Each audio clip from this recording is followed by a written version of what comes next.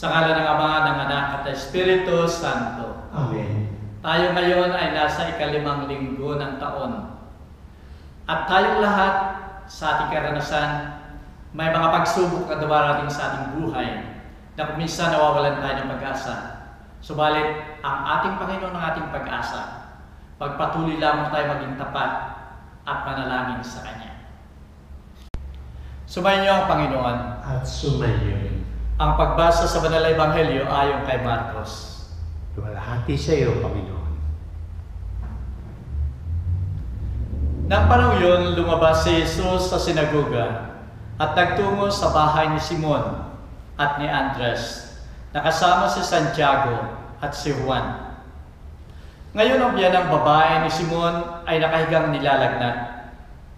Si Jesus ay pinakausapang kapagdaka tungkol sa kanya. Lumapit siya, hinawakan sa kamay ang may sakit at pinatayo. Bigla siyang iniwan ng lagnat at naglingkod siya sa kanila. Paglubog ng araw na magdidilim na, dinala kay Jesus ang lahat ng may sakit o inaalihan ng demonyo. Kaya ang buong lusod ay nagkatipon sa may pintuan. Pinagaling niya ang maraming may sakit sa iba't ibang karamdaman at pinalayas ang maraming demonyo. Ngunit di niya pinahintulutang magsalita ang mga demonyo sapagkat nalalaman nila kung sino siya. Kinabukasan, bago pa sumikat ang araw, siya ay bumangon, lumabas at tapas sa isang puok sa ilang upang manalangin siya roon. Datapos si Simon at ang mga kasama niya ay nagsisunod sa kanya. Nang matagpuan siya ay sinabi nila sa kanya, hinahanap ka ng lahat. At winika niya sa kanila, paroonan natin ang malalapit na bayan upang makapangaral din ako roon sapagkat ito ang dahilan ng aking paglalabas. Kaya't lumakad siya sa buong Galilea upang mangaral sa kalamang sinagoga at magpalayas ng mga demonyo. Ang salita ng Diyos. Purihin ka, O Kristo. Minamahal ko mga kapatid sa pananampalataya, kung titingnan natin ang mga pangyayari sa buong daigdig, ay marami tayong makikita na mga pagsubok, mga kahirapan. Katunayan 3 taon tayo na nagdanas ng pandemya. At dito sa 3 taong ito, ay halos mawalan tayo ng pag-asa. Napakahirap yung mga katanungan noon kung kailan matatapos yung pandemya. At kahit magkaroon, dumating yung vaccine na yon na hinihintay bilang pag-asa, ay patuloy pa rin ang sakit na ito na kumakalat sa buong mundo. Nang tayo makarecover sa pandemya at magsimula ang normal na pamumuhay, ay dito nagsimula naman ang digmaan sa Ukraine at Russia. At ito'y nagkaroon ng problema ang buong mundo dahil din dito sapagkat naapektuhan ang kalayaan, ang kapanatagan, ang peace o kalayaan ng lahat ng tao. At hindi pa natatapos ang digmaang ito, ay naririto na naman ang isang digmaan. Israel against Hamas sa mga Palestino. Kung makikita natin, ay marami na nagtatanong. Ito'y digmaan mismo dito sa lugar na sinasabi nating banal na lupa o Holy Land. Kaya marami nang nagtatanong, saan matatapos ang kaguluhan ito? Sapagkat kung ang kaguluhan ito ay naririto na sa dapat ay banal na bansa o banal na lupain, saan pa matatapos, saan pa hahantong ang lahat ng kaguluhan ito? Katunayan kung titignan natin sa iba't ibang lugar ng daigdig. Sa bansang Pilipinas ay China ay mayroong tensyon. Korea ay mayroong tensyon. Taiwan ay mayroong tensyon. Sa iba't ibang panig. makikita natin na naroon lahat ng kaguluhan na nakakaapekto at nagtatanong na tayo ba ay mayroon pang pag-asa na makamtan ang tunay na kapayapaan sa daigdig na ito? Kailan matatapos ang kaguluhang ito upang magkaroon tayo ng ganap na kaligtasan na kahit kung saan tayo pupunta ay tayo ay ligtas at hindi tayo natatakot? Minamahal ko mga kapatid, kung ang tanong natin ay kung mayroon pang pag-asa, mayroon pang pag-asa.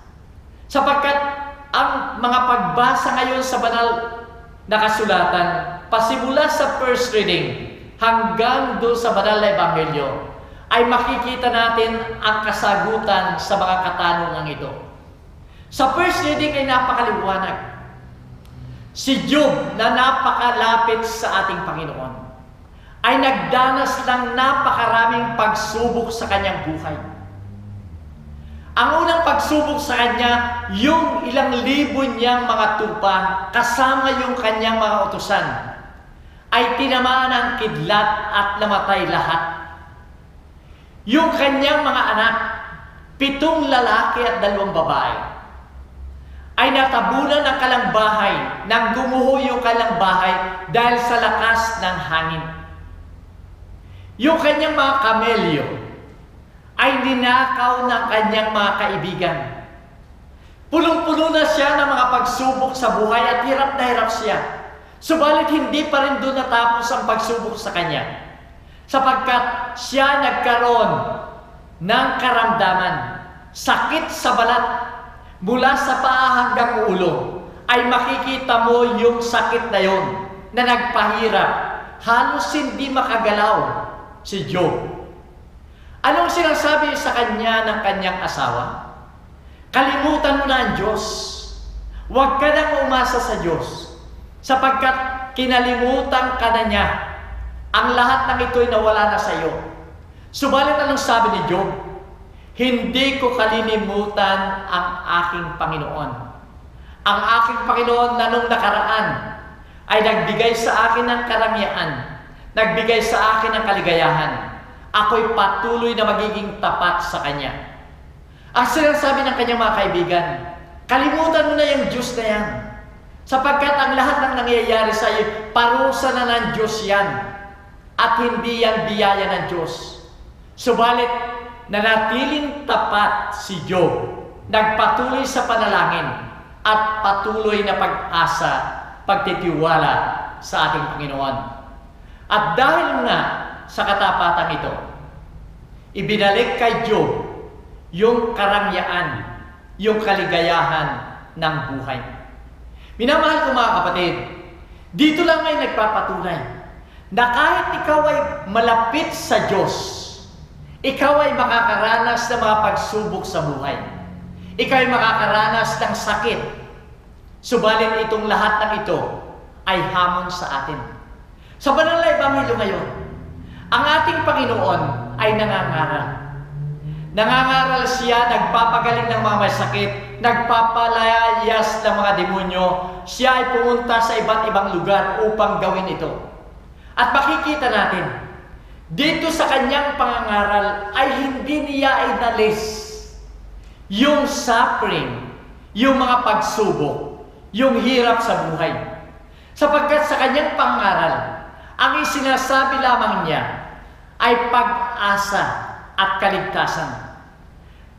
Kaya nga doon sa kanyang pangangaral, yung kanyang pagpapagaling ng mga may sakit, hindi niya sinabi doon nang pinapagaling niya yung mga may sakit na tatapusin ko na ang lahat ng hirap. Hindi na magkakaroon ng sakit ang lahat ng nilalang sa daigdig na ito. Hindi yung ginawa ng ating Panginoon, kundi pinagaling niya ang mga may sakit.